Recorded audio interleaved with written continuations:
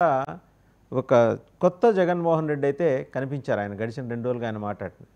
శషభిషలు లేకుండా, మేనమేషాలు లెక్క పెట్టకుండా, తప్పులు ఏమన్నా ఉంటే కన్ఫెస్ చేసుకుంటూ, కార్యకర్తలను పట్టించుకోలేదు. చంద్రబాబు గారు కూడా ఏ తప్పు అయితే చేశారో ఆయన ఇదే తప్పు చేశారనేది ఆయన స్ఫురణకు వచ్చింది. పట్టించుకోలేదు.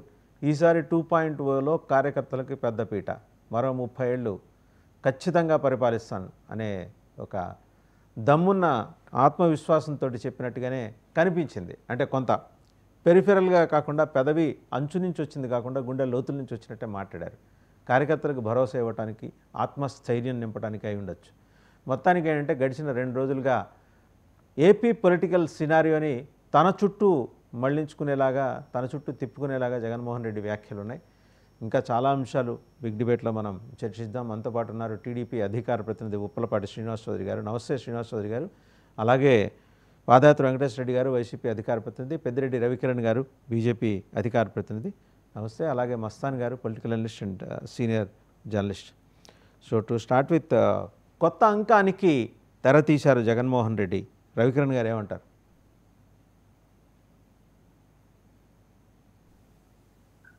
సార్ వాసుదేవన్ గారు వినపడుతుందండి?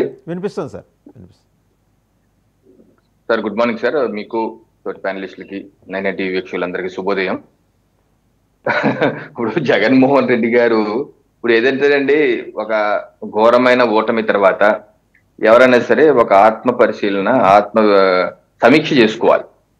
అట్లీస్ట్ ముఖ్య నాయకులతో కూర్చొని సమీక్ష చేసుకొని, ఏంటి ఎక్కడ తప్పిపోయింది, మనకి అంత పెద్ద మెజారిటీ 151 స్థానాలు ఇచ్చారే, మరి ఈ రోజు ప్రధాన ప్రతిపక్ష హోదా కూడా ఇవ్వకుండా పక్కన పెట్టేశారు ఇంత దారుణంగా. రాయలసీమ నా అడ్డా అని చెప్పి అనుకున్నాను, అక్కడ పట్టుమని 4-5 కూడా రాలేదు, ఏంటి పరిస్థితి అన్న విమర్శ ఎవరైనా చేసుకుంటారు. సరే, మొదటి వరకు ఏదో ప్రజలను మోసం చేశారు, లేకపోతే ఈవీఎం మోసం చేసింది, ఏదేదో ఎలా మోసపూరిత కబుర్లు చెప్పారు. సరే, లండన్ వెళ్తున్నారు కదా, కనీసం 15 రోజుల పాటు ఒక్కళ్ళే ఉంటారు కాబట్టి సరిగ్గా కూర్చొని ఆత్మచింతన చేసుకుంటారేమో అనుకుంటే, అంతకు మించి అబద్ధాలు, అంతకు మించి ఏంటి అసలు ఏమాత్రం దశభిషలు లేకుండా చేసే ఆరోపణలు, అదే అంతు పొంతు లేని ఆరోపణలు, ఈ రకంగా ఏది క్యారెక్టర్ లేదంట, కాంటాక్ట్ లేదంట, క్యాలిబర్ లేదట, అటువంటి వాళ్ళందరూ పార్టీని వదిలి వెళ్ళిపోతారట. మరి అదే నిజమైతే మరి మీరు కాంగ్రెస్ పార్టీని ఎందుకు వదిలేరు? మీకు ఆ 3 సీట్లు ఇవ్వ, మరి మీ తల్లి, 2 చెల్లెళ్ళు, మీ తోడబుట్టిన వాళ్ళు, నీ రక్త సంబంధికులు, హితులు, సన్నిహితులు, మీ పార్టీలో మీతో పాటు పార్టీ పెట్టి మీతో పాటు అడుగు నడిపించిన వాళ్ళు కూడా ఆ 3 సీట్లు ఇవ్వ, ఆ 3 సీట్లు వాళ్ళకు కూడా ఇవ్వ. మీరు 2019 ముందు ప్రతిపక్షంలో ఉన్నప్పుడు వాళ్ళు ఎవరు మిమ్మల్ని వదిలి వెళ్ళలేదు కదా జగన్మోహన్ రెడ్డి గారు. మీరు 2019 ముందు ప్రతిపక్ష నాయకుడిగానే ఉన్నారు కదా, ప్రతిపక్షంలో ఉన్నారు కదా, అధికార పక్షంలోకి రాలేదు కదా. మరి ఆ రోజు ఎవరు ఏ ఒక్కళ్ళు కూడా వదలలేదు కదా మీకు. వాళ్ళందరూ మీతో ఉన్నారు కదా, మీ రక్త సంబంధికులు అందరూ మీతో ఉన్నారు కదా. ఒక్కసారి ముఖ్యమంత్రి అయ్యాక, మీ నిజ స్వరూపం చూశాక వాళ్ళందరూ టప్పి టప్పి టప్పి టప్పి అని ఎందుకు పారిపోతున్నారు? ఆత్మ పరిశీలన, ఆత్మ విమర్శ చేసుకోరా మీరు? చేసుకోకపోతే ఏముంది, అలాగే ఉంటది. పైపెచ్చు 5 ఏళ్ళు ఓపిక పడితే చాలు, మళ్ళీ మనమే 30 ఏళ్ల పాటు ఎంతకాలం ఈ మోసం? మొన్న వరకు ముఖ్యమంత్రికి అదే మోసం కదా, 175 మళ్ళీ ఎంట్రుక పీకలేరు, 30 ఏళ్ళు మనమే అయ్యేనైనా మొన్నటి వరకు. ఇప్పుడు కూడా అయ్యానా? ఏం మాట్రా మీరు? ఏం మాట? ఎందుకు ఇలా జరుగుతుంది? ఆత్మ పరిశీలన చేసుకుంటాం ఏం ఉండదా? ఉండకపోతే ఉండిపోయింది. అది ఏమి ఇష్టం. అలాగే రవికిరణ్ గారు, ఆయన తన అన్న మాటకి కట్టుబడి ఉన్నారు, అందుకని అప్పుడు ఏం చెప్పారు, ఇప్పుడు అదే చెప్తున్నారు. మాట తప్పని మనం చెప్పని వంశాలు కదా, మరి ఆ 3 సీలు కూడా మీ వంశానికి లేవా అని చెప్పాలి. పైపెచ్చు అబద్ధాలు, అసలు శిఖరి చిరునవ్వుతో చక్కటి అబద్ధాలు చెప్పేస్తున్నాడు ఈయన. ప్రతి గ్రామంలో అంటే పేకాట శిబిరాలు ఉన్నాయట. మీరు పులివెందుల ఎమ్మెల్యే కదా సార్, మీరు వెళ్ళండి మీ గ్రామంలో, మీ దమ్ముంటే నిజంగా మీరు పులివెందుల ఎమ్మెల్యే అయితే వెళ్ళి కూర్చొని ఏ శిబిరం దగ్గర ఉందో ముందు కూర్చొని ధర్నా చేయండి. మీకు నిజంగా నైతిక విలువలు ఉంటాయి. ఆ 3 సీలు మీకుంటే కనుక, ఏ 3 సీలు గురించి మీరు మాట్లాడారు, 3 సీలు మీకుంటే వెళ్ళి మీ నియోజకవర్గంలో గ్రామం దగ్గర ఏ శిబిరం ఉందో, అన్ని గ్రామాలు ఉన్నాను కదా, వీళ్ళు కూర్చొని ఆ శిబిరం దగ్గర ఎందుకు మీరు కూర్చొని మేము కూడా కూర్చుంటాం మీతో పాటు. నేను ఛాలెంజ్ చేస్తున్నాను, మీ గ్రామం, మీ పులివెందుల నియోజకవర్గంలో ఒక ఎమ్మెల్యేగా, ప్రజలు ఎన్నుకున్న ఎమ్మెల్యే, శాసనసభ్యుడిగా మీ యొక్క బాధ్యత నిర్వహించాల్సిన బాధ్యత మీ మీద ఉంది. మీరు వెళ్ళి కూర్చోండి ఆ శిబిరం దగ్గర. ఎందుకు అబద్ధాలు చెప్తారు? అబద్ధాలు పునాదుల మీద నిర్మాణం చేసుకుని మీరు ఒకసారి అధికారులకు వచ్చారు. జగన్ 1.0 అట. మీ జగన్ 1.0 చూడలేక జనం 11కి 1 పరిమితం చేశారు. 1.0 చూడలేక, భరించలేక, తట్టుకోలేక. ఇంకా జగన్ 2.0 అవకాశం మీకు ఎప్పుడు రాదండి. పైపెచ్చంట జగన్ 1.0 ప్రజల కోసం చేశారట, ఇదే కార్యకర్తల కోసం చేస్తారట. కార్యకర్తల కోసం జగన్ 2.0 ప్రజలు ఇవ్వాలి మీకు మ్యాండేట్. జగన్ 2.0 కార్యకర్తలు ఉద్ధరించడానికి జగన్ 2.0 ఇవ్వాలి. ఏం మాట్లాడుతున్నారు సార్ మీరు? కార్యకర్తల కోసం ఉన్నా, ప్రజల కోసం, ప్రజల్లో కార్యకర్తలు లేరా? అంటే ఏంటంటే తన యొక్క లోపాలని కప్పిపుచ్చుకుంటాకి ఎదుటి వాళ్ళ మీద బట్ట కాసి అబద్ధాలే పునాదులుగా, అబద్ధాలు ఎంతసేపు రుద్దేయటం, పడేయటం, వాళ్ళందరి మీద విషం చిమ్మేయటం, మిగతా వాళ్ళు తుడుచుకుంటా ఉండాలి. ఇదే పనిగా, ఇదే యావగా చేసుకుంటూ వెళ్తే సమంజసం కాదండి. మీకు ఏదైనా స్పెసిఫిక్ గా స్టాండ్ అంటున్నారు, ఇసుక మాఫియా జరుగుతుందని అన్నారు. ఎలాంటి ట్రాక్ వేసుకుని దమ్ముంటే మీకు ట్రైనింగ్ వచ్చే వాళ్ళకి ట్రాక్ వేసుకుని వెళ్ళండి. మీరు ఏ నదికన్నా వెళ్ళండి. రవికిరణ్ గారు వ్యాలిడ్ పాయింట్ రైజ్ చేశారు. రవికిరణ్ గారు, శ్రీనివాస్ చౌదరి గారు, మేమిద్దరం మీకు ధర్నా చేస్తాం. దమ్ముందా మీకు? రవికిరణ్ గారు ఒక్క నిమిషం. రవికిరణ్ గారు, అధికారంలో ఉన్నది మీరు వాళ్ళకి సవాల్ చేయటం కాదు. ఆయన దమ్ముందా అని మిమ్మల్ని అడిగాడు. ఎస్, మాకు దమ్ముంది, మేము చెప్పిన అందరినీ అరెస్ట్ చేస్తున్నాం అని చెప్పండి. మీరు ఇంత 8 నెలలు అయింది, ఇంకా జనం కూడా నవ్వుతారు. ఇన్నాళ్ళు పెట్టి ద్వారంపూడి మీద ఇంత బారు అభియోగాలు ఉన్నాయి. హ్యాపీగా కాకినాడ రోడ్ల మీద ఆయన తిరుగుతున్నాడు, సజ్జల మీద ఉన్నాయి తిరుగుతున్నాడు, ఎవరి మీద లేవు. ఎంతమంది పేరుని నాని శుభ్రంగా తిరుగుతున్నాడు. ఏం చేశారు మీరు? అందుకనే ఆయన ఆ టెంపర్గా మాట్లాడేది. సరే, మళ్ళీ మీ దగ్గరకు వస్తా. ఒకసారి జగన్మోహన్ రెడ్డి నిన్నేమన్నారో చూద్దాం. చూసి శ్రీనివాస్ చౌదరి గారి దగ్గరికి వెళ్ళాం. నాయుడు ఇన్ని చేస్తా ఉన్నప్పుడు ఇదే పెద్ద మనిషి చంద్రబాబు నాయుడు గారిని ఎవరైనా క్వశ్చన్ చేస్తారేమో అని, క్వశ్చన్ చేస్తే తీవ్ర పరిణామాలు వాళ్ళకు ఉంటాయి అని రెడ్ బుక్ రాజ్యాంగం నడిపిస్తూ ఉన్నారు. ఎవరైనా అడిగితే చాలు వాళ్ళను హరాస్ చేసే కార్యక్రమాలు జరుగుతూ ఉన్నాయి. ఎవరైనా ప్రశ్నిస్తే, ఎవరైనా మా హామీలు ఏమైనాయి అని చెప్పి మన రాయచోటిలో చంద్రబాబు నాయుడు గారిని ప్రశ్నిస్తే చంద్రబాబు నాయుడు గారు ఏమన్నారు? సంపాదించే మార్గం ఏదైనా ఉంటే నా చెవిలో చెప్పు అన్నాడు. అంటే ఎంత వెటకారం అయిపోయిందని అంటే, నువ్వు రాజకీయ నాయకుడివి, నువ్వు మాటిచ్చావు, అన్ని తెలిసి నువ్వు మాటిచ్చి నిన్ను ప్రశ్నిస్తే సంపద ఎలా సృష్టించాలో నాకు తెలియదు, నువ్వు నా చెవిలో చెప్తే నేను తెలుసుకుంటాను, నువ్వు సంపద నేను సృష్టించిన తర్వాత నీకు ఇస్తాను అంటున్నాడు. ఎక్కడ ఎంత వెటకారంగా ప్రజలతో జీవితాలతో ఆడుకుంటారు. శ్రీనివాస్ చౌదరి గారు, సంపద సృష్టించే మార్గం ఉంటే చంద్రబాబు గారు చెవిలో చెప్పమన్నారట. నాకైతే అందులో తప్పేం కనిపించలా. చిరంజీవి గారు చెబుతుంటారు కదా, మంచి ఏమన్నా ఉంటే చెవిలో చెప్పు, చెడు ఏమన్నా ఉంటే, మంచి ఏమన్నా ఉంటే బహిరంగంగా చెప్పని. కానీ ఈయన భిన్నంగా చెప్పారు, చెడు ఏమన్నా ఉంటే చెవిలో చెప్పని. మరి సంపద సృష్టించడం చెడ్డ మాట అయితే అది అందుకనే చెవిలో చెప్పన్నారు అనేది బహుశా జగన్మోహన్ రెడ్డి గారి తాత్పర్యం అయి ఉండొచ్చు. మీరేమంటారు సార్? మొదట డబుల్ లైన్ టీవీ ప్రేక్షకులకి, మీకు, అలాగే జనసేన నేత కిరణ్ రెడ్డి గారికి, అలాగే మన మిత్రుడు నస్తారావు గారికి, అలాగే వైఎస్ఆర్సీపీ నేత వెంకటరెడ్డి గారికి నమస్కారాలు, శుభోదయం కూడా. ఈరోజు జగన్మోహన్ రెడ్డి గారు లండన్ నుంచి వచ్చారు. బాగా ఆతృతగా చూసాం సార్, ఏదో చెప్తాడేమో అని. ఎగ్జైట్మెంట్ అయ్యాము, ఏదో చెప్తాడని. సరే, మంచిదే. ఆయన పాత డైలాగులే, విశ్వసనీయత, అదేవిధంగా మాట తిప్పం, పడవ తిప్పం అనే అంశాలే చెప్తున్నారు. పైగా ఇంకొక పాత డైలాగ్ను కూడా మళ్ళా గుర్తు చేశారు, నా ఇంటికి కూడా ఏం పీకలేరు అని. తర్వాత 80,000 కోట్ల రూపాయలు అప్పు చేశారు, ఏం చేశారు అనే మాట కూడా చెప్పాడు. నాకు గుర్తుకు వచ్చింది, ఇప్పుడు ఫీజు రీఎంబర్స్మెంట్ 3,242 కోట్ల రూపాయలు, చిక్కీలు కోడిగుడ్లకు బకాయిలు 256 రూపాయలు, వసతి దీవెన 989 రూపాయలు, ఆరోగ్యశ్రీకి 2,200 కోట్ల రూపాయలు, ధాన్యం బకాయిలు 167 కోట్లు, 1,600 కోట్లు, ఉద్యోగ బకాయిలు 20,000 కోట్లు, ఇరిగేషన్ డిపార్ట్మెంట్ బకాయిలు 900 కోట్లు, గృహ నిర్మాణం 780 కోట్లు, ఎన్ఆర్జీసీ కింద 2,000 కోట్లు, ఇవే 57 కోట్లు. 80,000 కోట్ల రూపాయలు మీ ప్రభుత్వం అప్పులు చేసి పూర్తి స్థాయిలో వాళ్ళకి ఇవ్వకపోతే వాళ్ళ కష్టాలు ఉంటే తీర్చాం. మా అమరావతి రైతులకి 4 ఏళ్లుగా రూపాయి కూడా ఇవ్వకపోతే 4,000 కోట్ల రూపాయలు అప్పు తెచ్చాం. ఇవన్నీ కూడా ఏంటంటే, అప్పు చేస్తున్నాము, దాన్ని సంపద సృష్టించే విధంగా పెడుతున్నాం. అంతేగాని మా సొంతానికి బటన్ నొక్కోవడానికి వాడుకోలేదా? ఆయన ఒక మాట అన్నాడు, బటన్ నొక్కడానికి మగాళ్లే కావాలా, మీ ఆడపిల్లలు పెట్టుకుంటే ఎవరు పని వాళ్ళు పెట్టుకుంటే కూడా చేస్తారు కదా. ఎస్, కరెక్టే. నిజంగానే బటన్ నొక్కడానికి ముఖ్యమంత్రి ఆయన అక్కర్లా. పూర్తి స్థాయిలో ఆయన కమ్మన్గా రావాల్సిన విషయాలపైన స్పష్టంగా మాట్లాడాల్సిన అవసరం ఉంది. కాబట్టి ఆ విషయంగా మాట్లాడినప్పుడు ఇంకో మాట కూడా మాట్లాడాడు. ఇప్పుడు మీరు ఎవరన్నా కష్టం వస్తే నన్ను తలుచుకోండి.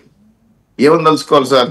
జైలు బీరాన్ని తలుచుకోవాలా, లేదంటే 6 నెలలు 16 నెలలు జైల్లో ఉండాలని తెలుసుకోవాలా, లేదంటే 42 కేసులు పెట్టుకున్నాం తెలుసుకోవాలా? మిమ్మల్ని ఏ విధంగా ఆదర్శం తీసుకోవాలి?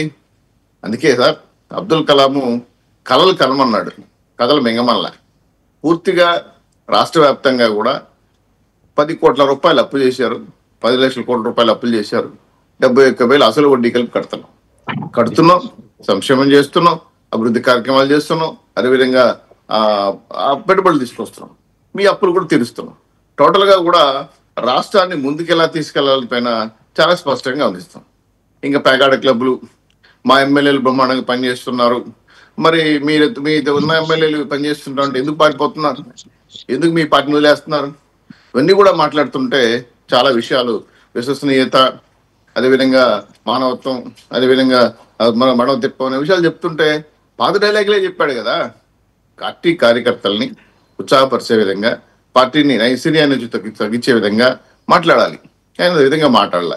పైగా పూర్తి స్థాయిలో జగన్మోహన్ రెడ్డి గారు మన చంద్రబాబు నాయుడు గారిని అనేక విషయాలపైన ప్రశ్నించాడు. మీరు ఈ ప్రభుత్వం వచ్చిన తర్వాత మేము ఇవ్వాల్సిన 6 పైన అనేక హామీల పైన మీరు చెప్పలేదు. ఎస్, ఇప్పుడు కూడా చెప్పారు కదా, సూపర్ 6 ఎప్పుడెప్పుడు అమలు చేస్తున్నారు, మూడు నిర్ణయాలు తీసుకున్నారు, ఆల్రెడీ 2 జరుగుతున్నాయి. అనేక అంశాల పైన చాలా స్పష్టంగా క్లారిటీ ఇచ్చారు. పార్లమెంట్ సాక్షిగా పై అప్లికేషన్ కూడా ఇచ్చారు. సో ఇవన్నీ కూడా మనకు ప్రత్యేకంగా కనిపించేది ఏంటంటే, ఈ రాష్ట్ర వ్యాప్తంగా ఉన్నటువంటి అభివృద్ధి కార్యక్రమాలు, అమరావతి కార్యక్రమాలు, అదేవిధంగా పోలవరం కార్యక్రమాలు, అదేవిధంగా వైజాగ్ జోను, అదేవిధంగా మన విశాఖ స్టీల్ ప్లాంట్, వీటిని అభివృద్ధి చేస్తుండో, వీటిని ముందుకు తీసుకెళ్లటంలో ఆయన ఫెయిల్ అయ్యాడు కాబట్టి, మేము పాస్ అయ్యాం కాబట్టి, ఆ విధంగా తీసుకెళ్తా ఉంటే రాష్ట్రం ముందుకెళ్ళిపోతుందేమో, మళ్ళీ వెనక్కి రావాలి కదా, మనం వెనక్కి పోవాలి కదా, రెవెన్యూకి పరిపాలన చేయాలి కదా, ఈ పరిపాలన చేయకుండా ముందుకు పోతున్నాడే అని ఒక డైనమాలో పడిపోయాడు. సో ఇవన్నీ కూడా ఏంటంటే, ప్రజాస్వామ్య పద్ధతిలో పరిపాలన చేస్తున్న ఎన్డీఏ కూటమిని పూర్తిగా వ్యతిరేకించి మాట్లాడాలి. ఇంకో మాట అన్నారు సార్ ఆయన, 80,000 కోట్ల రూపాయలు అప్పులు చేశారు అని. కానీ గవర్నమెంట్ ఇచ్చిన లెక్క ప్రకారం ఏంటంటే, కిందటి డిసెంబర్ వరకు, మీరు పరిపాలన పగ్గాలు చేపట్టినప్పటి నుంచి కిందటి డిసెంబర్ వరకు ఆ కాగితాలు కూడా మనం చూడొచ్చు. ఇప్పుడు మీకు కూడా నేను షేర్ చేస్తాను. 96,000 కోట్ల రూపాయలు అప్పులు చేశారు. ఒక్క జనవరిలోనే 6,000 కోట్లు. ఇవన్నీ గవర్నమెంట్ చెప్పినవండి, నేను సొంతంగా పరిశోధించి చెప్పిందేం కాదు. 96 ఎంత అండి? 96 1,02,000 కోట్ల రూపాయలు. ఈ లెక్కన జగన్మోహన్ రెడ్డి కన్నా చాలా స్పీడ్గా మీరు అప్పులు చేసేట్టున్నారే. ఇప్పుడు మేము అప్పులు చేసాము, గతంలో ఎందుకు చేసామని చెప్తున్నాం. గతంలో దాపెట్టేవాళ్ళు, ఎఫ్ఆర్బిఎం పరిమితులు దాటి దాపెట్టేవాళ్ళు. కాబట్టి మేము చేసిన డబ్బులు అప్పులు చేసిన వాళ్ళు కదనట్లేదే. దాన్ని ఎందుకు ఉపయోగపరంగా ఉందా, ఉపయోగపడే విధంగా చేస్తున్నామా, 10 మందికి న్యాయం చేస్తున్నామా అనే విధంగా లెక్కలు చెప్పారు. 57,000 కోట్ల రూపాయలు బకాయిలే. ఇంకా డెవలప్మెంట్స్ ఏమున్నాయి? 71,000 కోట్ల రూపాయలు అసలు వడ్డీ కలిపి ఈ 10 లక్షల రూపాయలు వడ్డీ కట్టాలి. మరి 10 లక్షల రూపాయల కోట్లు ఏమయ్యాయి? అజాన్ గట్ల, అమరావతి గట్ల, పోలవరం గట్ల, పట్టణం ఒకడానికి పెట్టుకున్నావా? ఇది మళ్ళీ ఏమయ్యాయి? నాకు అర్థం కాకపోతే కకెత్తుకెళ్ళిందా అనే అంశాలపైన ఆయన అడిగేది ఏంటంటే, ఈ అప్పులు చేశారు కదా, దాంట్లోంచి ఏమైనా సంపద సృష్టిస్తారని అడుగుతున్నారు. ఆయనవి చంద్రబాబు నాయుడు గారిలాగా ఎకనామిక్స్ చదువుకోవాలా, సో ఆయనకు అంత నాలెడ్జ్ ఉండదు. మీరు క్షమించేసి ఆయన వివరం చెప్తే ఆయన కూడా హ్యాపీగా ఫీల్ అవుతాడు. ఆయన ఖచ్చితంగా సార్, ఈ రోజు మీరు చూడండి, అమరావతి రోడ్లు పైన కరింగ రోడ్ల మీద ఉన్నారు, వస్తున్నాయి, ఖర్చులు అవుతున్నాయి కదా. అదే విధంగా విశాఖపట్నంలో మిలియన్ టవర్స్ కాడ నుంచి అనేక అంశాలపైన పూర్తి స్థాయిలో వస్తున్నాయి కార్యక్రమాలన్నీ కూడా. అదేవిధంగా పెట్టుబడులు వస్తున్నాయి. అదేవిధంగా మన ప్రభుత్వ పాలనాపరమైన విధానాలపైన ఎన్ఆర్జీఎస్ కానీ, అలాగే పనికాహార పథకం కింద ఉన్న డబ్బులు కానీ చాలా విషయాలు కూడా కడుతున్నారు వాళ్ళకి ఇవ్వకుండా. ఇవన్నీ కూడా మీరు పరిపాలనలో ఉండగా అభివృద్ధి కార్యక్రమాల మీద ఖర్చు పెట్టింది 1,176 కోట్ల రూపాయలు, జగన్మోహన్ రెడ్డి 976 కోట్ల రూపాయలు. అది మీ ప్రభుత్వం ఇచ్చిన లెక్కలే, ఎవరు పరిశోధించి షాడో డిటెక్టివ్ లాగా కనుక్కున్నవి కాదు, ప్రభుత్వం ఇచ్చిన లెక్కలే. అవన్నీ మీకు షేర్ చేస్తా. మళ్ళీ మీ దగ్గరకు వస్తా. ఈ లోపల శాంతిప్రసాద్ గారి దగ్గరికి వెళ్దాం, జనసేన అధికార ప్రతినిధి. వారి దగ్గరికి వెళ్ళే ముందు జగన్మోహన్ రెడ్డి ఇంకో మాట కూడా మాట్లాడారు, అది కూడా చూద్దాం ఒకసారి. హామీలకు గ్యారంటీ అంటూ ఇంటింటికి బాండ్లు కూడా పంచారు. అమలు చేయలేకపోతే ఏమన్నారు?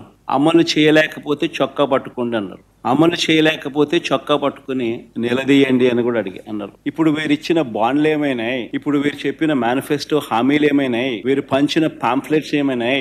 ఎవరి చొక్కా పట్టుకోవాలి? ఈ 9 నెలల కాలంలో చంద్రబాబు నాయుడు గారి పాలనలో మనం చూస్తా ఉన్నది ఇది. మరోవైపున చూస్తే రాష్ట్రానికి సంబంధించిన అప్పులు కేవలం ఈ 9 నెలల కాలంలోనే రికార్డులు బద్దలు కొట్టేసి, బహుశా ఎప్పుడు కూడా ఏ ప్రభుత్వం కూడా ఈ స్థాయిలో అప్పులు చేసిన పరిస్థితులు బహుశా దాఖలాలు ఎప్పుడు కూడా లేవు. ఆ స్థాయిలో రికార్డులు బద్దలు. 9 నెలల కాలంలోనే బడ్జెటరీ అప్పులే, అంటే with in the purview of FRBM పరిధిలోకి వచ్చే బడ్జెటరీ అప్పులు, అంటే public account and public debt అప్పులే అక్షరాల ఈ 9 నెలల కాలంలో 80,827 కోట్లు. ఇవి కాక ఈ 9 నెలల్లోనే అమరావతి పేరు చెప్పి ఇప్పటికే తెచ్చిన అప్పులు, తేబోతున్న అప్పులు ఈ రెండు మరో 52,000 కోట్లు. World bank and ADB Asian development bank, world bank నుంచి 15,000 కోట్లు, KfW జర్మనీ నుంచి 5,000 కోట్లు, హుడ్కో నుంచి 11,000 కోట్లు, CRDA ఏకంగా కమిట్ అయిన అప్పులు, అంటే కమిట్ అయినారు, మరో 21,000 కోట్లు మేము రేస్ చేస్తాం. చేసిన అప్పులు, చేయబోతా ఉన్న అప్పులు, రాజధాని పేరు చెప్పి మరో 52,000 కోట్లు. హామీలకు గ్యారంటీ అంటూ ఇంటింటికి బాండ్లు కూడా పంచారు. అమలు చేయలేకపోతే శాంతిప్రసాద్ అమలు చేయలేకపోతే వీటన్నిటితో పాటు జగన్మోహన్ రెడ్డి గారు ఇంకో మాట అన్నారు, ఏం చేస్తారో చేసుకోండి, నన్ను అంటే అనర్హత వేటు అనే అంశాన్ని దగ్గరకు వచ్చేప్పటికి మీ ఇష్టం వచ్చిన చేతనేది దమ్ముంటే చేసుకున్నాను. సో ఆయన ఒక సవాల్ విసిరారు ప్రభుత్వానికి. అంటే డిప్యూటీ స్పీకర్ ఈ మధ్య అన్నారు కదా, కంటిన్యూస్గా యాబ్సెంట్ అయితే అనర్హత వేటు దిశగాని. అంటే ఈ బై ఎలక్షన్ రావడానికి ఏమన్నా అవకాశాలు ఉన్నాయండి అక్కడ? ఒకవేళ అనర్హత వేటు పడితే అలాంటి అంటే లీగల్గా ఉన్న లీగల్ ఫ్రేమ్లో ఎలాంటి అంశాలు తెర మీదకి వచ్చే అవకాశం ఉంది సార్? వాసుదేవన్ గారు, మీకు ప్యానల్లో సోదరులకు నా వాయిస్ నాకే వస్తుంది, ఒకసారి చూడమనండి. పెద్దలకు, చూస్తున్న విషయంలో నమస్కారం. అనర్హత వేటు అనేది వరుసగా 60 రోజులు సమావేశాలు జరిగి మధ్యలో ప్రోరోగ్ జరగకుండా ఉంటేనే అనర్హత వేటు వస్తుంది రాజ్యాంగం ప్రకారం. కానీ సాధారణంగా 60 రోజుల పాటు సమావేశం ఏకబిగిన జరిగిన సందర్భాలు మనకి ఈ మధ్యలో ఎక్కడా లేవు, జరగట్లేదు కూడాను. మహా అయితే 30 రోజులు జరుపుతున్నారు, తర్వాత అవి కూడాను అంచెల వారీగా జరుపుతున్నారు, వదిలేస్తున్నారు. కాబట్టి అనర్హత వేటు అంత తొందరగా రావడానికి ఆస్కారం లేదు. అయితే వరుసగా చేయాలి అనుకుంటే మటుకు 60 రోజుల పాటు సమావేశం పెట్టి చేయవచ్చు, అది పెద్ద అసాధ్యమైన విషయం అయితే కాదు.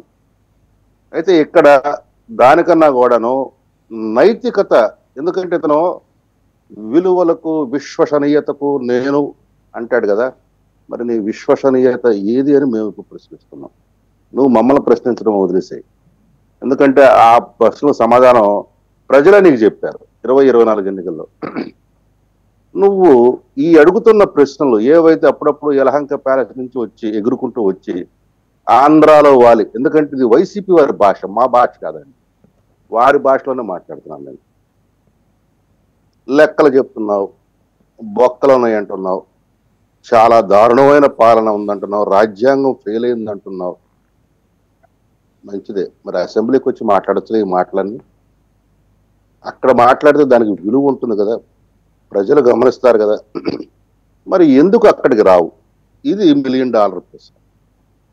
ఇకపోతే జగన్ రెడ్డి మాట్లాడే మాటలకి స్పందించడం అనేది మేము కూటమి తరపున కూడాను మానేయాలనే ఒక నిర్ణయం తీసుకుంటే చాలా ఉత్తమం. ఎందుకంటే రోడ్డు మీద పోతుంటే బహుశా మా పెద్ద ఆయన వెంకటేశ్వర రెడ్డి బాధపడతాడు, కానీ పిచ్చోడు అనేవాడు ఉంటాడు, రాళ్ళు వేస్తుంటాడు. రాళ్ళు వేస్తున్నప్పుడు కొద్దిగా బుద్ధిజీవుడు ఏంటంటే దాన్ని తప్పించుకొని వెళ్ళిపోవడం బెటర్. అంతేగాని ఆడు రాళ్ళు వేసాడు కదా అని ఆడితో కూర్చొని కొట్లాడుకుంటూ కూర్చుంటే ఆ బుద్ధిజీవుడు ఎట్లా ఉంటాడంటే ఈ రాళ్ళు వేసేవాడితో సమానం అయిపోతాడు. మేము విమర్శ, సద్విమర్శ ఉంటే ఖచ్చితంగా స్వీకరిస్తాము, దాన్ని సానుకూలంగా పరిశీలిస్తాము, దాని పరిష్కారాన్ని కూడా మేము చూస్తాము. కానీ కేవలం రాళ్ళేయటం మా ప్రధాన దయం, మా యొక్క ఛానల్, మా మీడియాలో కూర్చునే ఎనలిస్టుల పేరుతో ఉండే జర్నలిస్టులు అని స్వయంగా తానే రంగంలో దిగి అప్పుడప్పుడు చేసే వాటికి మేము సమాధానం చెప్పదలుచుకోలేదు. మేము చెప్పాల్సింది రాష్ట్ర ప్రజలకు.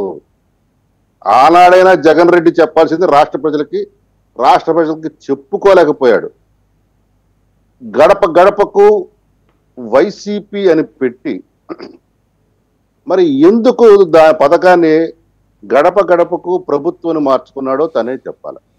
పోనీ గడప గడపకు ప్రభుత్వం పెట్టుకున్న తర్వాత గడప గడపలో అతనికి ఏ రకంగా హారతులు ఇచ్చి జనాలు దాన్ని ఏమంటామంటే స్వాగతించి ఆశీర్వదించారు. మనం ఆనాడు అందరం చూసాము. ఎన్నికల ఫలితాలు ఇంకా స్పష్టంగా సమాధానం చెప్పింది. మేము అతను అప్పులు చేస్తున్నా అంటున్నాడు. అప్పు చేయకుండా ఏ రాష్ట్ర ప్రభుత్వం ఉండదు. ఏ రాష్ట్ర ప్రభుత్వానికైనా కానీ ఆయా ఆర్థిక సంవత్సరాల్లో వచ్చే అన్ని విధాల మార్గాల నుంచి వచ్చే ఆదాయంతో పాటు అప్పులు కూడా భాగం చేసుకొని ఆ ఆర్థిక సంవత్సరానికి ప్రణాళికలు వేసుకుంటూ వెళ్తాయి. అలాగే దీర్ఘకాలిక ప్రణాళికలు ఉంటాయి, మధ్యకాలిక ఉంటాయి, లఘుకాలిక ప్రణాళికలు ఉంటాయి. అప్పు చేయటం అనేది తప్పు కాదు, కానీ అప్పు దేనికోసం చేస్తున్నాము, తీసుకొచ్చిన సొమ్ము దేనికి వినియోగిస్తున్నాం అనే దాని మీద ప్రధానమైన ప్రశ్న. మేము ఈరోజు తీసుకొస్తున్న అప్పులు మౌలిక వసతుల కల్పన మీద కానీ అభివృద్ధికి సంబంధించిన అంశాల మీద కానీ ఖర్చు పెట్టలేదని జగన్ రెడ్డి ఈరోజు వచ్చి మాట్లాడగలడా? వారిలాగా మేము వాటిలో దోపిడీ వీటిలో దోపిడీ ఉందని చెప్పగలడా? ముందు అవి మాట్లాడమనండి. అంత అప్పు చేశారు, ఎంత అప్పు చేశారు. శాంతి ప్రసాద్ గారు, జగన్మోహన్ రెడ్డి అన్నాడనే విషయం పక్కన పెడితే నీతి ఆయోగ్ ఇచ్చిన రిపోర్ట్ నేను మీకు కూడా షేర్ చేశా. దాంట్లో 17th ప్లేస్కి వచ్చేసామండి. మనం 2014కి ముందర 4th ప్లేస్లో ఉండేవాళ్ళం. జగన్మోహన్ రెడ్డి దాన్ని 9కి తీసుకొచ్చాడు. మీ కూటమి ప్రభుత్వం 17కి తీసుకొచ్చింది. డెట్ సస్టైనబిలిటీకి వచ్చేప్పటికీ 0 అండి. డెట్ ఇండెక్స్లో 37.8. పెద్దిరెడ్డి రవికిరణ్ గారికి కూడా షేర్ చేసి నీతి ఆయోగ్ ఇచ్చింది. జగన్మోహన్ రెడ్డి మాట పక్కన పెట్టేయండి, దాన్ని ఆయన నిజం చెప్పిన విశ్వసించారు. నాకు అర్థమైందండి. కానీ నీతి ఆయోగ్ ఈ 5 నెలలు ఈ 9 నెలల్లో ఉండే అంశాలు పరిశీలించదండి. Over a period of time వచ్చే దాన్ని బట్టి ఇది ర్యాంకింగ్ ఇస్తుంటుంది, ఆర్థిక స్థితిగతులను పరిశీలిస్తుంది. ఆ స్థితికి పడిపోయామంటే అది జగన్ రెడ్డి సమాధానం చెప్పాలి. దానికి కూటమి ప్రభుత్వం రాగానే పడిపోయింది ఆర్థిక పరిస్థితి అని నీతి ఆయోగ్ చెప్పిందంటే వినటానికి మేము సిద్ధంగా. ఎందుకంటే నీతి ఆయోగ్ అలా చెప్పలేదండి. ఆ మాట ఎక్కడ వ్యాఖ్యలు చేయాలి, ఇండెక్స్ ఇచ్చింది అంతే. నీతి ఆయోగ్ ఇండెక్స్ మాత్రమే ఇచ్చింది. అదే నీతి ఆయోగ్ ఏం చెప్పిందంటే జగన్ రెడ్డి ప్రభుత్వం కంట్రోల్డ్ ఆడిటర్ జనరల్కి ఈ అప్పుల విషయంలో చాలా అంశాలు దాచిపెట్టింది. కార్పొరేట్ అప్పులు కానీ ఇతరత్ర అప్పులు కానీ అవి చూపించలేదు, దానికి సంబంధించిన వివరాలు సరిగ్గా ఇవ్వలేదని చెప్పింది. అందుకనే ఆ రోజు కేంద్ర ప్రభుత్వం కూడా రాష్ట్ర ప్రభుత్వం ఇచ్చిన లెక్కలను అక్కడ ఉటంకించింది తప్ప కంట్రోల్డ్ ఆర్డర్ జనరల్ ఇచ్చిన ఆ యొక్క తీవ్రమైన వ్యాఖ్యని నీతి ఆయోగ్ ఉటంకించిందా లేదనేది మనం పరిశీలించాలి. రైట్ అండి. మళ్ళీ మీ దగ్గరకు వస్తా. ఒకసారి పాదయాత్ర వెంకటేశ్వర రెడ్డి గారి దగ్గరికి వెళ్దాం. ఈ లోపల జగన్మోహన్ రెడ్డి గారు నిన్న చేసిన విన్యాసంలో ఇంకేం మాట్లాడారో కూడా చూద్దామండి ఒకసారి. కళ్ళ ఎదుటే కనిపిస్తూ ఉన్న స్కాములు, ఇసుక, మద్యం మాఫియాలు, సిలికా, క్వాడ్స్, ఫ్లై యాష్, ఏదైనా మాఫియా కార్టెల్ ఫామ్ చేయడం పెద్దబాబు చిన్నబాబు ఆధ్వర్యంలో నడిపిస్తాం. పేకాట క్లబ్బులు, ప్రతి నియోజకవర్గంలోనూ పేకాట క్లబ్బులు, చివరికి మండల స్థాయి గ్రామ స్థాయిలో కూడా పేకాట క్లబ్బులు నడుపుతూ ఉన్నారు. నియోజకవర్గంలో ఏమి జరగాలన్నా, మీకున్న ఫ్యాక్టరీ నడవాలన్నా, మీకు ఎవరికైనా మైనింగ్ లీజ్ ఉంటే ఆ మైనింగ్ లీజ్ మీరు నడుపుకోవాలన్నా, ఆ మైనింగ్ కార్యక్రమం మీరు చేయాలన్నా, ఏమి వ్యాపారం చేయాలన్నా కూడా ఎమ్మెల్యేకు దగ్గరికి వచ్చి అంతో ఇంతో ఇవ్వాలి. ఇస్తేనే పనులు జరిగేది, ఇస్తేనే పనులు చేసుకోవచ్చు. ఎమ్మెల్యే పెద్దబాబుకింత, చిన్నబాబుకింత, దత్తపుత్రునికింత, ఆయన సర్దితేనే నాకింత నీకింత అని సాఫీగా జరుగుతాయి. కళ్ళ ఎదుటే కనిపిస్తూ ఉన్న స్కాములు, ఇసుక, మద్యం మాఫియాలు. రైట్. పాదయాత్ర వెంకటేశ్వర రెడ్డి గారు, మీ నాయకులు అలాగే ఆయన జగన్మోహన్ రెడ్డి గారి సోదరుడి వరుస ఆయనకి ఆయన ప్రభుత్వంలో కన్నా కూటమి ప్రభుత్వంలోనే బాగా మేళ్లు జరుగుతున్నట్టున్నాయి. మీ భాష మీరు మేలుకు బహువచనం ఉపయోగిస్తారు. మేళ్లు జరుగుతున్నట్టున్నాయి. మైనింగ్ లీజు కూడా జగన్మోహన్ రెడ్డి గారి ప్రభుత్వంలో ఇవ్వకపోతే ఇక్కడ శాంక్షన్ చేయించుకుని అది బయటకు వచ్చేసరికి తీరా గవర్నమెంట్ విత్డ్రా చేసుకుంది. సో అవన్నీ కూడా పరోక్షంగా ఆయన ప్రస్తావన చేశారు. బహుశా వాళ్ళ తమ్ముడికి ఇచ్చారని ఏమన్నా కోపం అంటారా మైనింగ్ లీజు? ముందుగా 99 వీక్షకులకి, ప్యానెల్లో ఉన్న పెద్దలకి, రాష్ట్ర ప్రజలకి, మీకు శుభోదయం. ఇక్కడ వాళ్ళు చెప్పిన భాష ప్రకారం, వాళ్ళు చెప్పిన దీని ప్రకారం ఈవీఎంలు కాకుండానైనా ప్రజలు వాళ్ళు అనేటట్టు ప్రజలు మాకు పట్టం కట్టారు, మాకు 164 సీట్లు ఇచ్చారు, మమ్మల్ని పరిపాలించమన్నారు, ఏదో దారిని పోతుంటే ఎవరో ఏదో అన్నారని చెప్పేసి అన్నట్టు కాకుండా, నేను మిమ్మల్ని సూటిగా మేము అడిగే ప్రశ్న ఏంటంటే, ఈ పక్కింటి కూర ఎలా ఉంది, ఎదురింటి కూర ఎలా ఉంది, మా పార్టీలో ఏం జరుగుతుంది, వీటన్నిటి విషయాలు పక్కన పెడితే ప్రజలు మీకు అధికారం ఇచ్చారు కాబట్టి ప్రజలకు మీరేం చేస్తున్నారు, ప్రజలకు ఇచ్చిన మీరు హామీల గురించి ఏంటని ప్రశ్నిస్తే అది వైఎస్ఆర్సీపీ అట్లా మాట్లాడుతుంది, ఇట్లా మాట్లాడుతుంది అని చెప్పేసి మాట్లాడటం. రాజ్యసభలో అభివృద్ధి గురించి అనేక రకాలుగా మాట్లాడిన కూటమి పార్టీలు నిన్న రాజ్యసభలో ఒక ప్రశ్న లేవనెత్తితే 9600 పైచీలు కంపెనీలు రిజిస్టర్ అయినాయి గత ప్రభుత్వంలో అని చెప్పారు. ఉక్కు శాఖ మంత్రి గారేమో కేవలం గత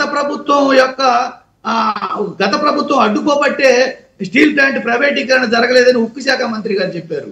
వాళ్ళన్న మాటల్లోనే పవన్ కళ్యాణ్ గారు పరిపాలన గాడి తప్పింది, లా అండ్ ఆర్డర్ పక్కదారి పట్టింది అని చెప్పింది పవన్ కళ్యాణ్ గారు చెప్పారు. వాళ్ళన్న మాటల్లోనే చంద్రబాబు నాయుడు గారు మేము సూపర్ 6 ఇవ్వలేకపోతున్నాము అని చెప్పేసి ఆయనే ఒప్పుకున్నారు. ఇవన్నీ జరుగుతుండగా మరి ఎవరి మాటలు, ప్యానెల్లో ఉన్న సభ్యుల మాటలు క్రైటీరియాగా తీసుకోవాలా, లేకపోతే ఆ పార్టీ అధ్యక్షుల మాటలు క్రైటీరియాగా తీసుకోవాలా, లేకపోతే సాక్షాత్తు రాజ్యసభ మాటలు క్రైటీరియాగా తీసుకోవాలా, లేదు పార్లమెంట్ లో వాళ్ళు చెప్పిన అప్పుల విషయం క్రైటీరియాగా తీసుకోవాలా, నీతి ఆయోగ్ విషయం క్రైటీరియాగా తీసుకోవాలా, లేకపోతే ఈ కూటమి పార్టీలు చెప్పే అబద్ధాలను క్రైటీరియాగా తీసుకోవాలా? మనం వేటిని క్రైటీరియాగా తీసుకోవాలి? వాళ్ళు అన్నవే కదా, ఇవి మేమంటున్నవి కాదు. కేవలం డిప్యూటీ సీఎం గారు లోకేష్ బాబు గారు, మరి రాజ్యసభలో చైర్మన్ గారు, అట్లనే పార్లమెంట్ లో నిర్మలా సీతారామన్ గారు, నీతి ఆయోగ్, ఇవన్నీ వాళ్ళన్న మాటలనే మేము ప్రశ్నిస్తున్నాం. పోనీ మేము ఆయన ఇవ్వలేము మేమని చెప్పేసి ధైర్యంగా మీసం బెలేసి తొడగొట్టి నేను 4 సార్లు ఎగ్గొట్టాను, ఈ 4వ సారి కూడా మళ్ళీ ప్రెస్ మీట్ పెట్టేసి అనేక హామీలు ఇస్తాము, ఎగ్గొడతాము, ఇవ్వము, ఏం పీక్కుంటారో పీక్కోండి అన్నట్టుగా మీసం బెలేసి తొడగొట్టి ప్రెస్ మీట్ పెట్టి సాక్షాత్ ఈ రాష్ట్ర ముఖ్యమంత్రి గారు చెప్పితే దాన్ని మళ్ళీ మేము బాగా పరిపాలిస్తున్నాం, బాగా పనిచేస్తున్నాం, అన్ని ఇస్తున్నాం అని చెప్పేసి రాష్ట్రం సుభిక్షంగా ఉందని చెప్పేసి ప్యానెల్లో సభ్యులు చెబుతున్నారు. రాష్ట్ర ముఖ్యమంత్రి మాట వినాలా, డిప్యూటీ సీఎం గారి మాట వినాలా, లేకపోతే కేంద్ర ప్రభుత్వం మాట వినాలా, ఎవరి మాట వినాలా, నీతి ఆయోగ్ మాట వినాలా? ఈ రాష్ట్ర ప్రజలు ఎవరి మాటలు నమ్మాలి? చంద్రబాబు నాయుడు గారు, పవన్ కళ్యాణ్ గారు మీ ప్రెస్ మీట్ పెట్టి మేము ఇవ్వటం లేదని చెప్పారా? మీకు హామీలన్నీ కూడా ఇవ్వటం లేదని చెప్పారా? మీకు చంద్రబాబు నాయుడు గారు ప్రెస్ మీట్ ని మళ్ళీ ఒకసారి వినండి, విని చెప్పండి.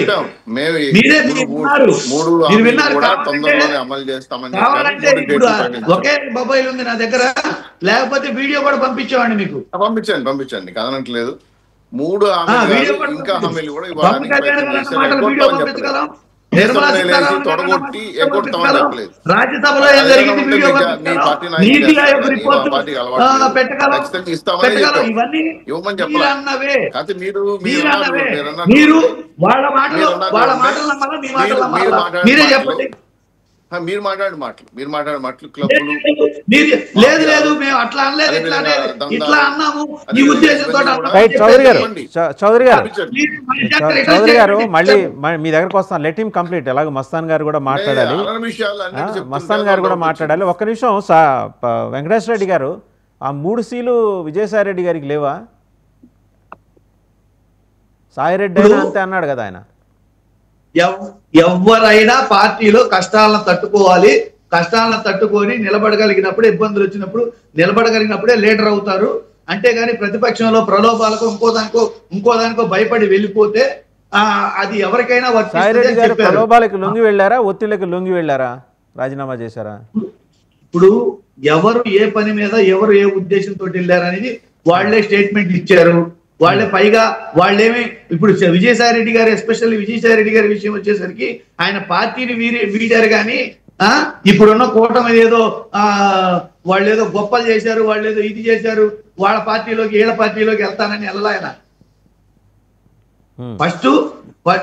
ఫస్ట్ పార్టీని వీడారు ఆయన అంతే. ఒకవేళ వీడితే ఒకవేళ పార్టీలో ఇప్పుడు గత ప్రభుత్వం గత 14 నుంచి 19 23 మంది ఎమ్మెల్యేలని చేర్చుకుంది. ప్రజలేం తీర్పిచ్చారు?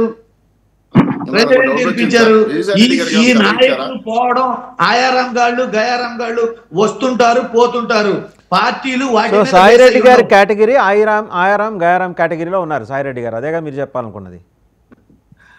నేను పార్టీని వీడిపోయే వాళ్ళు ఎవరైనా సరే, యా లీడర్ అయినా సరే, ఎంత పెద్ద లీడర్ అయినా సరే, అర్థమైందా? వాళ్ళు ఒకసారి మస్తాన్ గారి దగ్గరికి వెళ్దాం. మస్తాన్ గారు గడిచిన 2 రోజులుగా జగన్మోహన్ రెడ్డి గారు అసలు చాలా కాన్సన్ట్రేటెడ్గా ఫోకస్డ్గా మాట్లాడుతున్నారు. బోల్డంత హోంవర్క్ చేసుకున్నారు లండన్లో కూర్చుని ఆయన. అంటే ఆయనకి ఎకనామిక్స్లో పెద్ద పరిజ్ఞానం లేదు కాబట్టి చంద్రబాబు గారితో మరి కొట్లాడాలంటే బోల్డంత హోంవర్క్ చేసుకుని కానీ గోదాలోకి దిగల. చంద్రబాబు గారు అంటే ఆయన ఎకనామిక్స్ ప్రొఫెసర్ ఆయన. సో ఆయనకి ఫింగర్ టిప్స్ మీద ఉంటాయి లెక్కలు. ఏం మాట్లాడినా అవతలకి సమాధానం ఎత్తుక్కోవాల్సిన అవసరం లేకుండా టక్కటక్క చెప్పేస్తారు. ఆ భయానికి ఈయన ఏమన్నా హోంవర్క్ చేసుకుని వచ్చారా లండన్లో? గుడ్ మార్నింగ్ అండి. 99 వీక్షకులకు, అదేవిధంగా మీకు ప్యానల్లో ఉన్న పెద్దలందరికీ. జగన్మోహన్ రెడ్డి గారు నిన్న మొన్న చెప్పిన అంటే కార్పొరేటర్లు వెళ్ళిపోతున్నారని వాళ్ళని జాగృతం చేయడానికి పెట్టిన సమావేశంలో కానీ నిన్న పెట్టిన ప్రెస్ మీట్లో కానీ ఆయన ఒక ఎజెండా ప్రకటించినట్టుగా నాకు అర్థమైంది. కూటమి ప్రభుత్వం మీద చొక్కా పట్టుకొని నిలదీయమని చంద్రబాబు నాయుడు గారు చెప్పారు కాబట్టి మేము నిలదీయడానికి కార్యకర్తలను సమాయత్తం చేయడానికి కొన్ని చెప్పినట్టుగా నాకైతే అనిపిస్తా ఉంది. సో దానిలో ఏంటంటే ఆయన పూర్తిగా కార్యకర్తలు వాళ్ళని సమాయత్తం చేయటం, ఎన్నికలు త్వరగా వస్తే ఎదుర్కోవటం, త్వరగా ముఖ్యమంత్రి అయిపోవటం, ఇట్లాంటివన్నీ కనిపించినాయి.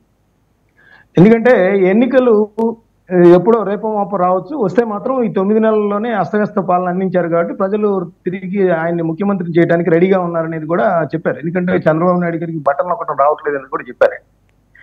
1,45,000 కోట్లు అప్పులు తెచ్చినప్పుడు ఆయన బటన్లో కూర్చుంటే సరిపోయేది నా ఉద్దేశంలో. అయితే చంద్రబాబు నాయుడు గారు, పవన్ కళ్యాణ్ గారు కూర్చొని బటన్ నొక్కుతో కూర్చుంటే శుభ్రంగా సూపర్ 6 హామీలు అమలైపోయాయి. జగన్ గారు కూడా సంతోషించేవాళ్ళు, పేద ప్రజలందరికీ కూడా అందుతున్నాయని. కానీ మరి వాళ్ళేమో రోడ్లు వేస్తున్నారు అనవసరంగా. ఈ రోడ్లు లేకపోతే ఉద్యోగులకి 1వ తారీఖు జీతాలు, లేకపోతే పంచాయతీలకి నిధులు లేకపోతే నిధులు ఇస్తున్నారు, లేకపోతే మౌలిక సదుపాయాలకు సంబంధించిన అనేక అంశాలని వాళ్ళు కాన్సన్ట్రేట్ చేస్తున్నారు. అంటే నేను ఎందుకు అంటున్నానంటే ఇది విమర్శ కాదు. జగన్మోహన్ రెడ్డి గారు ఏ అయితే ఆయన నిర్లక్ష్యం ప్రదర్శించారో వాటి మీద కాన్సన్ట్రేట్ చేస్తున్నట్టుగా వెళ్తున్నట్టుగా పరిపాలన కనిపిస్తా ఉంది. సరే, అప్పులు తెస్తున్న మాట అయితే వాస్తవమే, దానిలో అనుమానం లేదు. అప్పులు తెస్తున్నారు, దానికి సంబంధించిన అప్పులు, గత అప్పులకి వడ్డీలు కానీ లేకపోతే రుణాలు రీషెడ్యూల్ కానీ ఇవన్నీ చేస్తున్న పరిస్థితి కూడా ఉంది. ఉద్యోగస్తులకు కూడా 1వ తారీఖు జీతాలు ఇవ్వలేని పరిస్థితిలో నుంచి తీసుకొచ్చారు.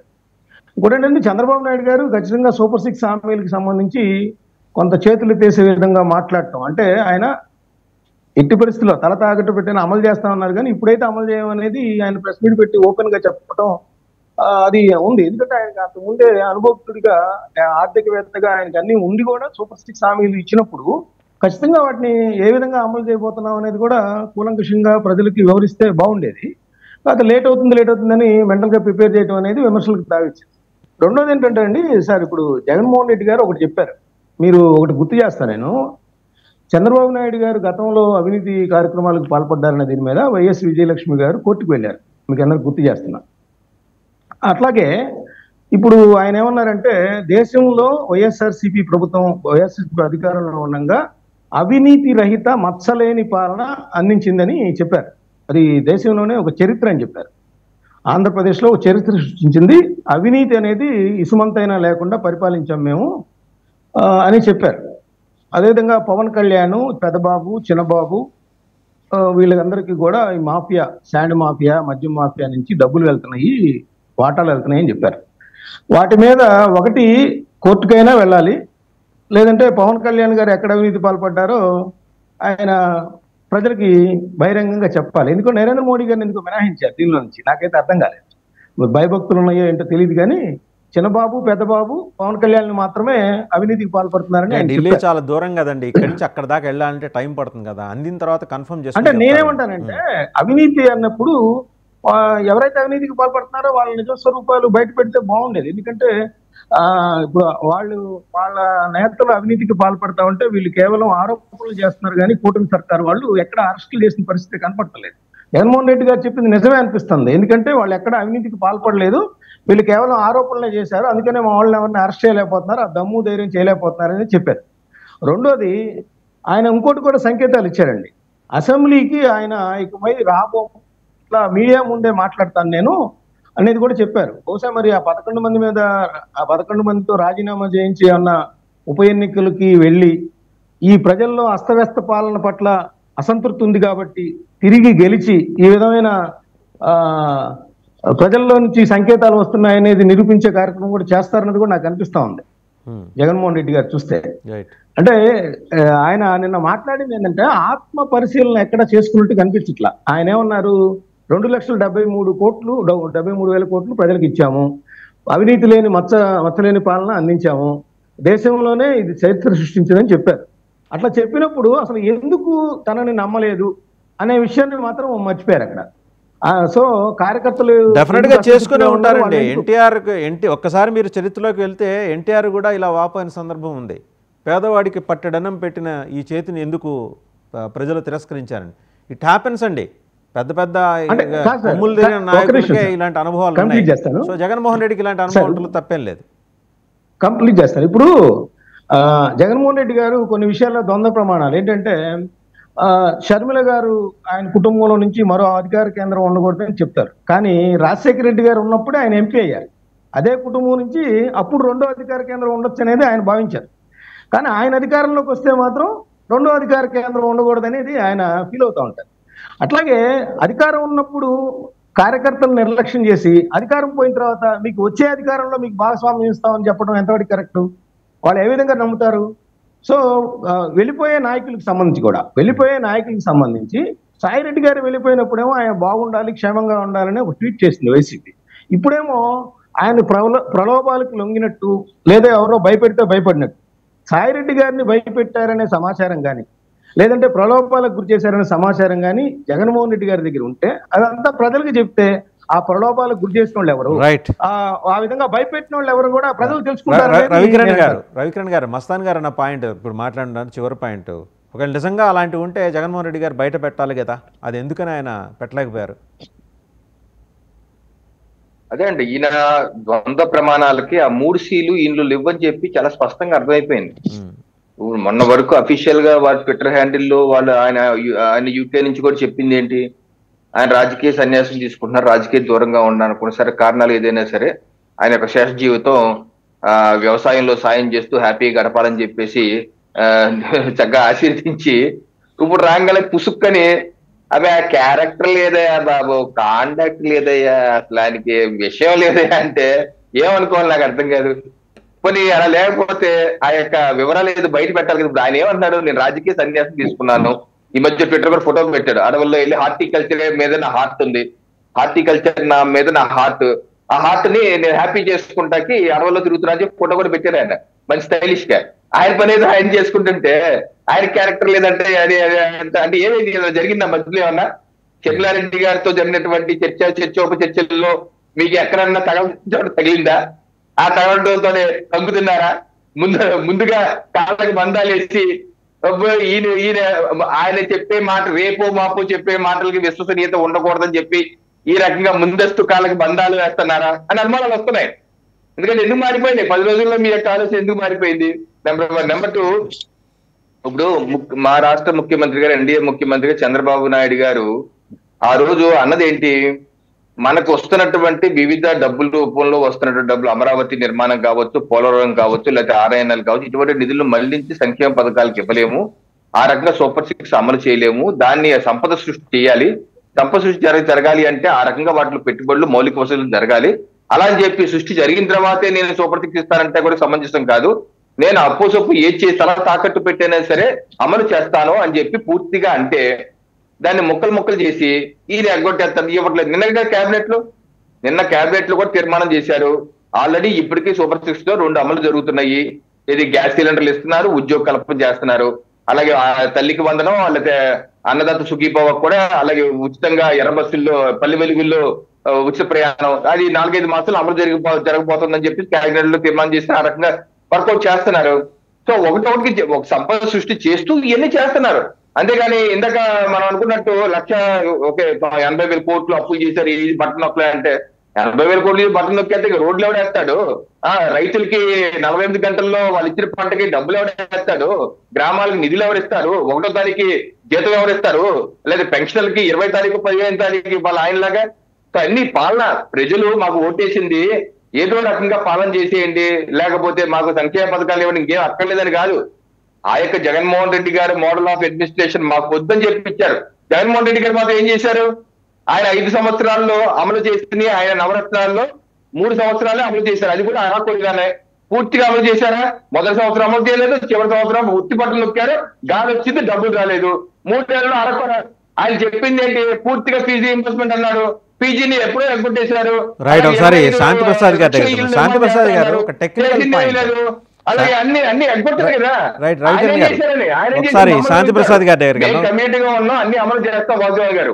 రైట్, శాంతి ప్రసాద్ గారు స్టీల్ ప్లాంట్కి సంబంధించి ఒక అబ్జర్వేషన్ అండి, మేజర్ అబ్జర్వేషన్. మొత్తం అందరూ చూస్తున్నారు, నిపుణులు కూడా. 11,400 కోట్లు financial assistance government of India has extended. దాంట్లో క్యాపెక్స్ కూడా కొంత ఉంది. అయితే అంతా బాగానే ఉంది. ఆర్థిక మంత్రి గారు చివరిలో కండిషన్ సప్లై అని స్టార్ మార్కేసి ఒక మాట చెప్పారు. 10 ఏళ్ల లోపు ఈ అప్పు తీర్చాలి. దాని నెత్తి మీద, స్టీల్ ప్లాంట్ నెత్తి మీద 35,000 కోట్ల అప్పు ఉందండి ఆల్రెడీ. బ్యాంకులు స్టీల్ ప్లాంట్ పేరు చెబితే 10 కిలోమీటర్లు పరిగెడుతున్నాయి, ఆ చుట్టుపక్కల ఎవరు రావట్లా అప్పులు ఇవ్వడానికి. ఇప్పుడు వీళ్ళు ఇచ్చిన అప్పులు విత్ ఇంట్రెస్ట్ కొంత మినహాయింపు ఏదైనా ఉంటుందేమో. తీర్చాలంటే స్టీల్ ప్లాంట్ వాళ్ళ అప్పులే తీరుస్తుందా, గవర్నమెంట్ ఆఫ్ ఇండియా ఇచ్చిన అప్పులే తీరుస్తుందా, వీళ్ళకి జీతాలే ఇస్తుందా? ఇప్పటికీ అక్టోబర్ నుంచి కొంత రిలీజ్ చేస్తున్నారు. దాని సర్వైవల్కి రాష్ట్రపతి దగ్గర ప్లెడ్జ్ అయి ఉన్న భూమిని రిలీజ్ చేస్తే దాని మీద 1,00,000 కోట్లు అప్పు తెచ్చుకునే అవకాశం ఉన్నా అది ఇవ్వకుండా తొక్కి పట్టడం వెనకున్న కారణాన్ని కూటమి ఎందుకు ప్రశ్నించట్లేదు కూటమి నేతలు? వాసుదేవన్ గారు బేసికల్ గా గతంలో ఉన్న వాదనకి విశాఖ ఉక్కు ఫ్యాక్టరీని ప్రైవేటీకరణ చేయబోతున్నారు అనేది అన్నారు. అది ఆగిపోయింది. మీరు అన్నట్లుగానే దానికి ఉన్న ఆర్థిక భారం 35,000 కోట్లు. దాన్ని క్లియర్ చేసుకోవాల్సిన అవసరం లేదు. అది జరిగితేనే లాభాల బాట పడుతుంది. అయితే అది లాభాల బాట పట్టాలంటే దానికి ఒక క్యాప్టివ్ మైన్ ఉండాలా, దానికి కొంత స్వతంత్రత ఉండాలి. అయితే ఈ రోజు వరకు కూడాను విశాఖ ఉక్కులో టాప్ లెవెల్ మేనేజ్మెంట్ ఇంత బట్టికి పర్ఫెక్ట్గా లేదు, నియామకాలు జరగలేదు అనేది కూడా ఒక మాట వస్తుంది. అది కూడా జరగాల్సిన అవసరం ఉంది. ఎందుకంటే ఈ మేనేజ్మెంటే ఆ యొక్క ఆర్థిక పరిస్థితులకు అనుగుణంగా ఆ సంస్థను నడపడానికి చూస్తుంది. ఇది ఒక అంశం. అయితే కేంద్ర ప్రభుత్వం కానీ, మొన్న నరేంద్ర మోడీ గారు కానీ వచ్చినప్పుడు కానీ, లేదా కేంద్ర మంత్రులు కానీ విశాఖపట్నం ఉక్కు ఫ్యాక్టరీని మేము ప్రైవేటీకరించబోతున్నాము, మేము దీనిని ఇంకొక రకంగా దాన్ని వేరే సంస్థలో కలిపైపోతున్నాము ఎక్కడా కూడా ప్రకటన చేయలేదు. పైగా ఇది ఆంధ్రప్రదేశ్ సంబంధించిన ఆత్మగౌరవము, ఈ యొక్క బలిదానాల ద్వారా వచ్చిందనే దాన్ని మేము గుర్తించాము అనే ఒక స్పష్టమైన ప్రకటన వచ్చిన తరువాత జరిగే పనులు దానికి అనుగుణంగా ఉంటాయి. అయితే మీరు చెప్పినట్లుగా అప్పులు తీర్చకపోతే ఇదే ఇక్కడ నేను ఇప్పుడు ఇది మీకు ఇదే చెప్పబోతున్నాను. ఆ రెండో భాగంలో జగన్ రెడ్డి ఆంధ్రాకు వచ్చి ఏం చెప్తున్నాడు? పారిశ్రామిక, ఇప్పుడు మొన్న లోకేష్ గారు ఒక మాట చెప్పారు, ఆంధ్రాకు మేము రావాలంటే జగన్ రెడ్డి మరొకసారి రాడు అని మీరు మాకు హామీ ఇవ్వగలరా అని. ఇది చాలా కీలకమైన ప్రశ్న, లోతైన ప్రశ్న. ఈరోజు జగన్ రెడ్డి వచ్చి చేస్తున్న ప్రసంగాలు ఆ అంశ కోణంలో పరిశీలిస్తే ఏం చెబుతున్నాడు? నేను మరలా వస్తా 2-0 అంటున్నాడు. అసలు అతనికి ఆల్రెడీ 2-0 స్టార్ట్ అయింది సార్. ఆ 2-0 ఏంటి తెలుసా? ముఖ్యమంత్రి కాదు, ప్రతిపక్ష నేత. 14-19 మధ్య జగన్ రెడ్డి ప్రతిపక్ష నేత 1-0. 24-29 జగన్ రెడ్డి ప్రతిపక్ష నేత 2-0. కానీ దాన్ని ఇంత మటుకి 0 ఓంకారం చుట్టల. ఆల్రెడీ 2-0లోకి వచ్చాడు. ఆయన ఏమనుకుంటున్నాడు? ముఖ్యమంత్రి పదవి 2-0 అనుకుంటున్నాడు. అది కాదు, ప్రతిపక్ష నేత 2-0 ఆల్రెడీ వచ్చేసింది. ముందు దాన్ని సక్రమంగా నిర్వర్తించమనండి. అతను ఏం చెప్తున్నాడు? మరలా నేను వస్తే 30 సంవత్సరాలు అంటున్నాడు. ఇది దేనికి సంకేతం అనేది ఇప్పుడు నేను ఈ డిబేట్ ద్వారా మీ ద్వారా కూడా ప్రశ్నిస్తున్నాను. జగన్ రెడ్డి అంటుకొని రాబోయే పారిశ్రామికవేత్తల్ని నువ్వు బెదిరిస్తున్నావా? రాబోయే ప్రైవేట్ పెట్టుబడిదారులు నువ్వు బెదిరించబోతున్నావా? ఇప్పుడు వరకు మనకు 6,30,000 చిల్లర వచ్చినవి కేంద్ర ప్రభుత్వ పెట్టుబడులు, పెద్ద పెద్ద సంస్థలకు సంబంధించిన పెట్టుబడులు. కానీ చిన్న చిన్న సంస్థలు, మధ్య తరహా సంస్థలు వాళ్ళని రాకుండా చేస్తున్నావు. నీ పాలనలో పెట్టుబడిదారులు రాకుండా చేశావు, వాళ్ళు పారిపోయేలా చేశావు. ఈ కూటమి ప్రభుత్వంలో వారిని మరలా వాళ్ళలో విశ్వాసం పాదుకొలిపి వాళ్ళని తీసుకొస్తుంటే మరలా నువ్వు వచ్చి నేను వస్తున్నాను 30 సంవత్సరాలు ఉంటున్నాను అన్నావు అంటే దాని అర్థం ఏంటి? ఈ రాష్ట్రం బాగుపడుతూ నీకు ఇష్టం లేదా? తీసుకొచ్చినప్పుడు దేని మీద పెట్టుబడులు పెడుతున్నారు? అమరావతి మీద పెడుతున్నారా? పోలవరం మీద పెడుతున్నారా? లేకపోతే మౌలిక వసతుల కల్పన మీద పెడుతున్నారా? పాటు సంక్షేమానికి కూడా ఇస్తున్నారా లేదా? ఇవి కదా నువ్వు చూసి వాటిల్లో తప్పులు జరిగితే చెప్పాల్సింది. సార్ ఒక క్వశ్చన్ సార్, శాంతి ప్రసాద్ గారు ఒక ప్రశ్న. ఇప్పుడు లోకేష్ గారు ఇలా ఇండస్ట్రియలిస్టులు భయపడుతున్నారు అని చెప్పడం కూడా అదేం సిగ్నల్ పంపిస్తుంది? అవసరమే ఉంది. యూఆర్ మైటీ 164 దారాసింగ్లు, బ్రూస్లీలు ఉన్నారు మీ టీంలో. వాళ్ళు జగన్మోహన్ రెడ్డికి భయపడాల్సిన అవసరం ఏంటండి? ఇండస్ట్రియలిస్టులకి ఆయన లేడు, అధికారంలో లేడు. జస్ట్ 11.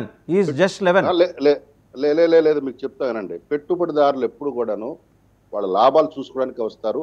మన అభివృద్ధి కోసం కాదు, వాళ్ళ అభివృద్ధి కూడా వాళ్ళ ప్రధాన ధ్యేయంగా ఉంటుంది. అటువంటి వాడు వచ్చినప్పుడు తను పెట్టుబడి పెట్టిన ప్రాంతంలో శాంతి భద్రతలు ఉండాలని కోరుకుంటాడు. ఫస్ట్ ఆఫ్ ఆల్ మౌలిక వసతులు ఎక్సలెంట్గా ఉండాలని కోరుకుంటాడు. ప్రభుత్వం నుంచి నాకేం వస్తుందని కోరుకుంటాడు. అన్నిటికన్నా ముఖ్యం ప్రభుత్వంలో స్థిరత్వం కోరుకుంటాడు. ఎందుకంటే అది ఇచ్చిన ఆ పాలసీలు, ఆ హామీలు తనకి కంటిన్యూస్గా లాభాలు పొందాలనుకుంటాడు. ఈ 5 సంవత్సరాల ప్రజాస్వామ్య వ్యవస్థలో మరలా ఇంకొక వ్యక్తి వస్తే, ఈ పాలసీలు బ్రేక్ వస్తే మళ్ళీ వాళ్ళు మీరు టాటా కంపెనీ అతిపెద్ద ఉదాహరణ వెస్ట్ బెంగాల్.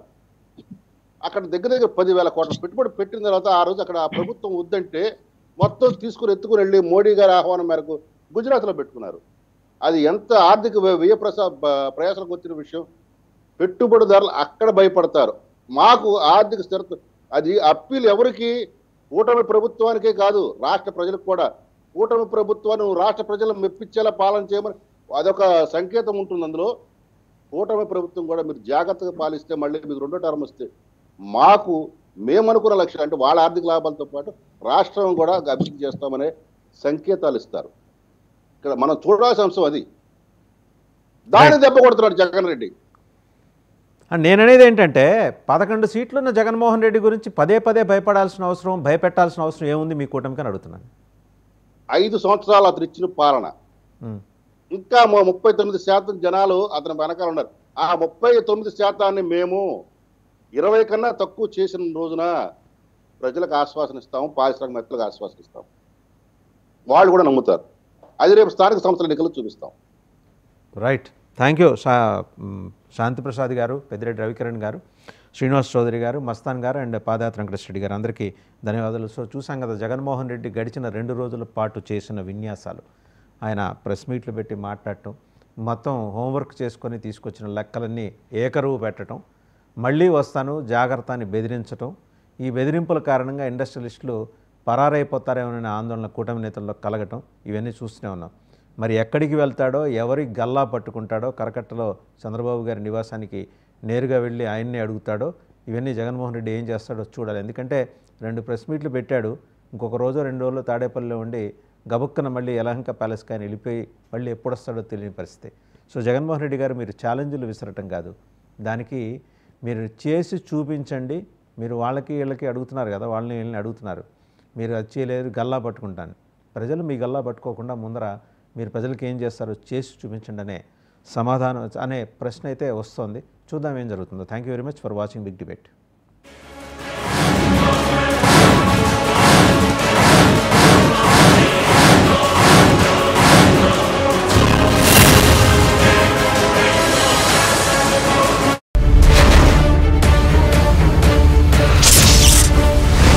ఈ 10 మంది శాసనసభ్యులు ఎవరైతే బీఆర్ఎస్ పార్టీ నుంచి పార్టీ మారి కాంగ్రెస్ లో చేరినారో వారి అనర్హత విషయంలో కూడా సుప్రీంకోర్టు మొన్న నోటీసులు ఇచ్చిన విషయం మీకు తెలుసు. మళ్ళీ ఇప్పుడు విచారణకు కూడా డేట్ ఇచ్చిన విషయం కూడా మీకు తెలుసు. ఆ విషయంలో కూడా ఇప్పుడు మా పార్టీ యొక్క నాయకుల బృందం మా న్యాయవాదులను కూడా కలుస్తున్నాము. కలిసి దీన్ని ఇంకా స్పీడప్ చేయడానికి ఏం మార్గాలు ఉన్నాయి